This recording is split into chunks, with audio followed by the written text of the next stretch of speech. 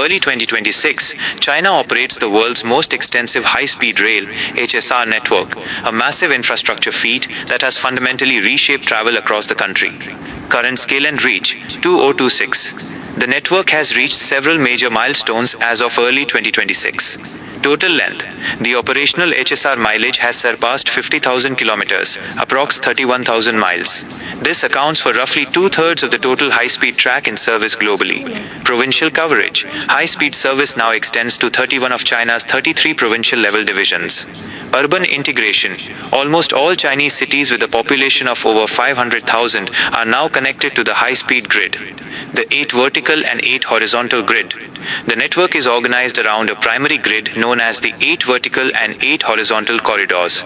Key routes include: corridor type, notable route, major hubs, vertical, north-south, Beijing, Hong Kong, Beijing, Zhengzhou, Wuhan, Guangzhou, Shenzhen, vertical, north-south, coastal route, Shanghai, Ningbo, Fuzhou, Xiamen, Shenzhen, horizontal, east-west, Yangtze River, Shanghai, Nanjing, Wuhan, Chongqing, Chengdu, horizontal, east-west, Shanghai, Kunming, Shanghai, Hangzhou, Nanchang, Changsha, Kunming.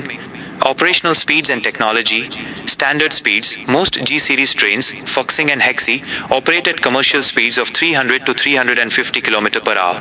Next general tech. Testing is currently underway for the County Route 450, which is designed to raise commercial operating speeds to 400 km per hour.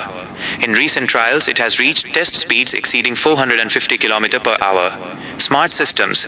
The network increasingly uses automated driving systems, ATO, smart ticketing through the 12,306 platform, and ballastless track technology to minimize maintenance. Future outlook: 2035.